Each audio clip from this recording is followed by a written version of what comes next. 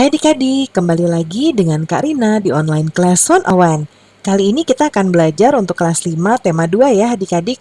Di pembelajaran 1 Bahasa Indonesia dan juga IPA. Nah ini kita masih di subtema 3 memelihara kesehatan organ pernafasan manusia.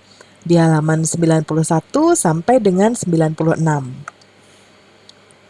Nah, adik-adik untuk melihat video pembelajaran lain, adik-adik bisa klik di kolom deskripsi.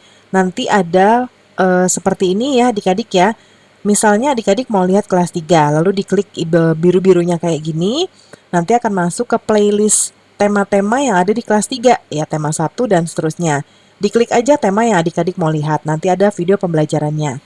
Atau di kanan atas ini juga boleh diklik, nanti ada playlist tema ini dan juga video rekomendasi lainnya.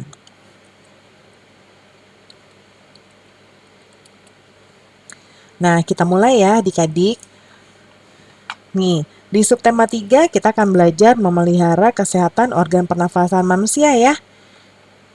Suatu hari menjelang sore, langit tampak gelap.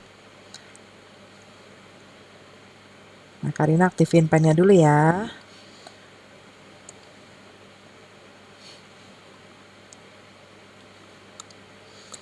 Nah, mendung gelap menggantung di langit. Tiba-tiba secercah kilat menyambar dan terdengar suara petir menggelegar. Kemudian hujan turun dan air tercurah deras dari langit. Angin pun berhembus sehingga suhu udara menjadi terasa dingin. Jika kamu berada dalam suasana seperti itu, apa yang akan kamu lakukan adik-adik? Apakah kamu akan tinggal di dalam rumah, memakai baju tebal, dan minum teh hangat? Atau sebaliknya, apakah kamu lebih suka keluar dan bermain hujan-hujanan? Nah, adik-adik, menurutmu apakah bermain hujan-hujanan dapat menyebabkan sakit? Mengapa adik-adik? Jelaskan jawabanmu ya. Nah, Karina akan contohkan jawabannya seperti di sebelah kanan. Nah, kalau kita hujan-hujanan itu bisa sakit adik-adik. Ya, bisa menyebabkan sakit. Kenapa sih? Karena tubuh kita yang karena tubuh yang kekurangan daya tahan tubuh, yaitu yang disebabkan oleh air hujan. Ya, dan akan merasakan kedinginan. Itu yang akan menyebabkan kita demam. Ya, jadi ketika kepala kita terkena rintik-rintik hujan, ya kan pasti kan dingin ya adik-adik karena seluruh tubuh kita basah. Jadinya itu akan menyebabkan masuk angin dulu, terus kedinginan, akhirnya sakit ya, demam. Nah, kemudian berikutnya kita lihat di sini ada gambar kabut asap kebakaran mengganggu pernafasan. Ya, ini mereka pakai masker tapi ini banyak asapnya nih adik-adik. Nah, kita baca dulu ya. Kita tentu selalu menjaga kesehatan tubuh, termasuk kesehatan organ pernapasan. Namun, seringkali faktor lingkungan sangat besar mempengaruhi kesehatan kita. Seperti yang terjadi di tahun 2015, berarti kalau dari sekarang 2021 itu sudah berapa tahun ya adik-adik ya? Berarti sudah 6 tahun lalu ya. Nah, bencana kabut asap melanda sebagian wilayah Indonesia, terutama di Sumatera dan Kalimantan.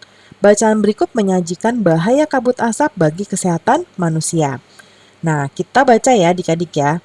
Judulnya 9 Bahaya Kabut Asap dan Cara Mengatasinya. Kebakaran lahan dan hutan telah menjadi bencana kabut asap.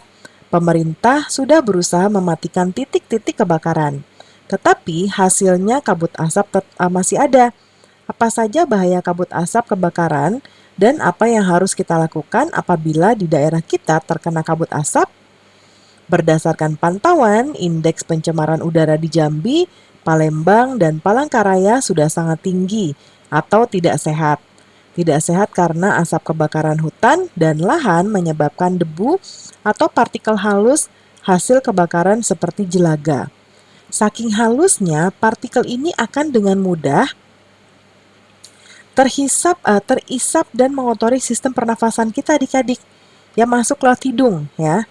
Kemudian partikel halus asap kebakaran juga mengandung zat-zat berbahaya seperti ozon atau O3, kemudian sulfur dioksida atau SO2, karbon monoksida atau CO, kemudian dan nitrogen oksida atau NO2.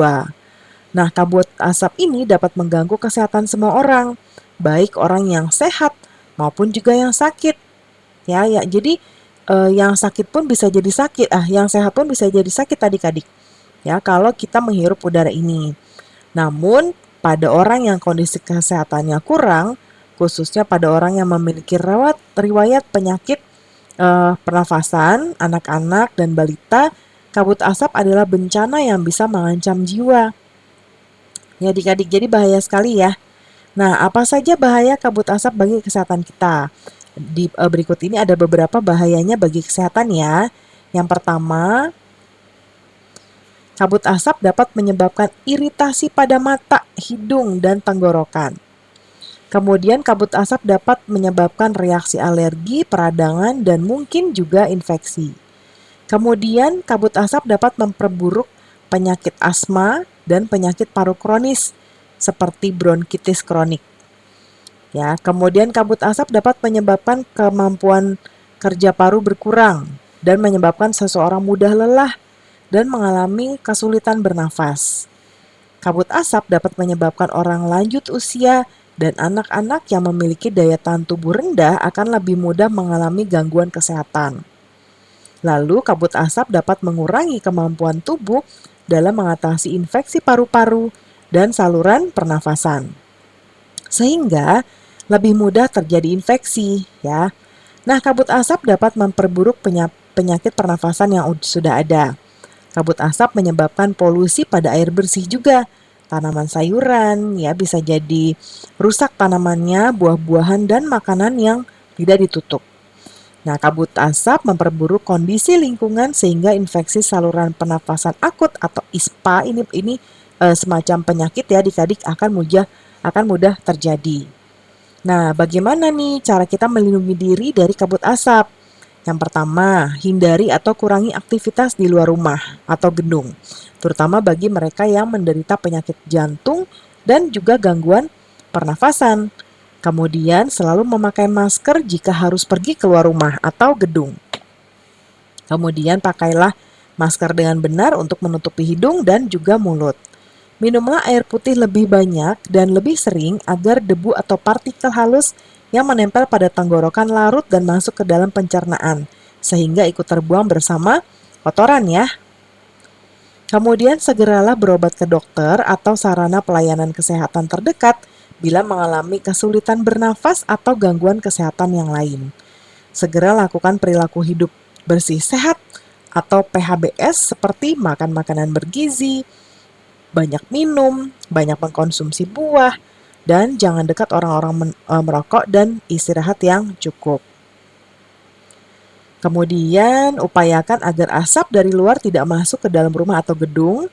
Tempat penampungan air minum dan makanan harus ditutup ya dan terlindung dengan baik. Kemudian buah-buahan dan sayuran dicuci sebelum dikonsumsi.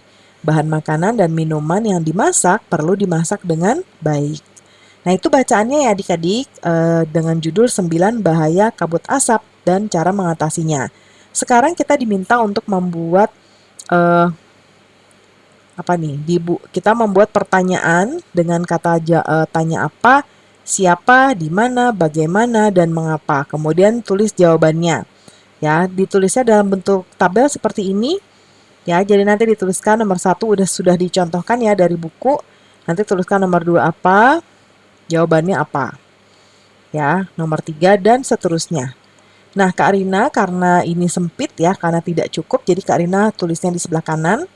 Nanti adik-adik tuliskan di sini ya, di pertanyaan. Lalu nanti ada jawaban yang jawab ini, adik-adik taruhnya di bagian jawaban ya. Kita mulai yuk. Yang pertama kalimat tanya apa. Nah, ini kan tadi sudah contoh ya dari buku. Yang kedua adalah apa saja zat-zat yang terkandung dalam asap kebakaran, yaitu ozon. Ya, ini tadi ada di bacaan ya adik-adik ya. Ozon atau O3, sulfur dioksida SO2, karbon monoksida CO2, CO, dan nitrogen oksida atau NO2. Lalu apa tindakan yang sudah dilakukan pemerintah untuk mengatasi kebakaran? Yaitu dengan mematikan titik-titik kebakaran. Kemudian, apa penyebab indeks pencemaran udara di Jambi dan Palangkaraya sangat tinggi dan tidak sehat karena asap kebakaran hutan ya dan lahan menyebabkan debu atau partikel halus hasil kebakaran seperti jelaga. Lalu, nah ini Karina buatnya 1, 2, 3, 4 ya. 1, 2, 3, 4. Karina buat 4. 5 malah nih adik-adik ya. Nanti adik-adik pilih aja ya. Sekarang yang kelima, apa akibat kabut asap bagi orang yang memiliki riwayat penyakit pernafasan, anak-anak dan balita? Nah, bisa mengancam jiwa. Bagian di mana yang pertama, di mana indeks pencemaran udara sudah sangat tinggi dan tidak sehat. Di Jambi ya, di Jambi, Palembang, dan Palangkaraya. Kemudian di mana kita harus, kurang S, harus selalu memakai masker ketika pergi keluar rumah atau keluar gedung. Di mana kita harus menghindari atau mengurangi aktivitas, ya, aktivitas di luar rumah atau di luar gedung. Di mana terjadinya kebakaran yang menyebabkan kabut asap di lahan dan hutan, ya. Di mana tempat berobat bila mengalami kesulitan bernafas atau gangguan kesehatan lain, ke dokter atau ke sarana pelayanan kesehatan terdekat. Lalu yang siapa? Siapa yang sudah berusaha mematikan titik-titik kebakaran, yaitu pemerintah ya. Lalu siapa yang kesehatannya dapat terganggu akibat kabut asap semua orang, baik yang sehat ataupun sakit. Lalu siapa yang jiwanya terancam oleh bencana kabut asap, yaitu orang yang memiliki riwayat penyakit pernafasan, anak-anak, dan juga balita. Kemudian siapa yang akan lebih mudah mengalami gangguan kesehatan akibat kabut asap, yaitu orang lanjut usia dan anak-anak yang memiliki daya tahan tubuh rendah. Siapa yang akan mengobati jika mengalami kesulitan bernafas atau gangguan lainnya? Dokter ya. Dan yang mengapa? Pertama, mengapa terjadi bencana kabut asap? Karena kebakaran lahan dan hutan. Mengapa indeks pencemaran udara di Jambi, Palembang, dan Palangkaraya sudah sangat tinggi atau tidak sehat? Karena asap kebakaran hutan dan lahan menyebabkan debu atau partikel halus hasil kebakaran seperti jelaga. Kemudian, mengapa partikel ini dengan mudah terisap dan mengotori sistem pernafasan ya, karena saking halusnya partikelnya. Dan mengapa kita harus minum air putih lebih banyak dan lebih sering? Nah, ini jawabannya, agar debu atau partikel halus yang menempel di tenggorokan larut dan masuk ke dalam pencernaan sehingga ikut terbuang bersama kotoran. Kemudian, mengapa kemampuan kerja paru berkurang dan menyebabkan seseorang mudah lelah dan mengalami kesulitan bernafas? Ya karena kabut asap tadi ya adik-adik ya. Dan yang bagaimana usaha pemerintah mengatasi bencana kabut asap, yaitu dengan berusaha mematikan titik-titik kebakaran. Kemudian bagaimana indeks pencemaran udara di Jambi, Palembang, dan Palangkaraya? Ya sudah sangat tinggi ya adik-adik atau tidak sehat. Bagaimana hasil usaha pemerintah dalam mengatasi bencana kabut asap? Nah ini jawabannya, kabut asapnya masih ada. Ya, jadi atau belum berhasil ya. Lalu bagaimana cara melakukan perilaku hidup bersih sehat atau PHBS? Dengan makan makanan bergizi, banyak minum, banyak mengonsumsi buah, dan jangan dekat-dekat orang merokok dan istirahat yang cukup. Kemudian bagaimana caranya agar debu atau partikel halus yang menempel pada tenggorokan larut, minum air putih lebih banyak dan lebih sering. Nah itu ya. Sekarang kita lanjut. Nah, dari bacaan 9 bahaya kabut asap dan cara mengatasinya, disebutkan beberapa cara memelihara organ pernafasan. Nah, diskusikan bersama kelompokmu. Jadi setiap kelompok beranggotakan 4-5 siswa ya tentang cara memelihara organ pernafasan manusia. Contohnya Karina buatkan di sini ya. Yang pertama, sering berolahraga. Yang kedua, menjaga berat badan. Yang ketiga, tidak merokok. Yang keempat, menggunakan masker pada situasi dengan polusi udara tinggi. Dan yang kelima, mencukupi kebutuhan nutrisi tubuh. Ya. Nah, pembelajaran kita sudah selesai ya adik-adik. Nah, kalau yang ini, kalau diperlukan untuk dijawab, mengapa kita harus menjaga kesehatan organ pernafasan? Ya, karena Pernafasan itu sangat penting ya adik-adik fungsinya bagi tubuh kita. Jadi kalau kita oksigennya kurang, itu bisa menyebabkan kita sesak nafas, bahkan bisa terjadi gagal organ tubuh kita ya, atau bisa juga disebut dengan gagal jantung seperti itu ya. Nah, karena peredaran darahnya juga tidak lancar seperti itu. Nah, pembelajaran kita sudah selesai nih adik-adik. Terima kasih sudah menonton sampai akhir. Mohon dimaafkan apabila ada kesalahan dalam perkataan maupun dalam materi yang diberikan. Sampai jumpa di pembelajaran berikutnya. Dadah!